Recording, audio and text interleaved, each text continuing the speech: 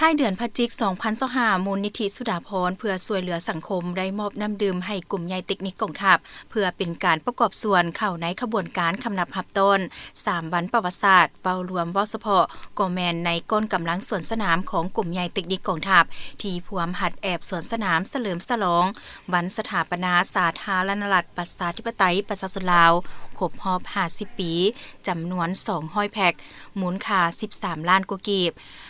มอบโดยสหายนางสุดาภรณ์วังหารประธานมูลนิธิสุดาภรณ์เพื่อช่วยเหลือสังคมและต่างหน้ารับโดยสหายพลจิตวาคำแปงบัวระบัด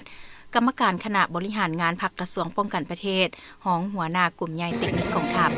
จุดประสงค์ก็เพื่อสุขยูให้กำลังใจพนักงานนักรบก้นกำลังส่วนสนามของกลุ่มใหญ่เทคนิคกองทัพให้มีความกระตือรือร้นมีความห้าวหาญอดทนผ่านพาความยุ่งยากตลอดระยะการฝึกซ้อมเพื่อรับประกันให้แก่การเข้าร่วมสวนสนามเฉลิมฉลองวันสถาปนาสาธารณรัฐประชาธิปไตยประชาชนลาวครบรอบ50ปีให้มีความเป็นเอกภาพเข้มแข็งและได้รับผลสำเร็จอันสูงสุดโอกาสนี้สหายพลจิตวาคำแปงบัวระบาดหองหัวหน้ากลุ่มใหญ่เทคนิคกองทัพก็ได้มอบใบสมนาคุณให้มูลนิธิสุดาภรณ์เพื่อช่วยเหลือสังคมเพื่อเป็นการแสดงความขอบใจที่มูลนิธิได้เล็งเห็นความหมายสำคัญของวันดังกล่าว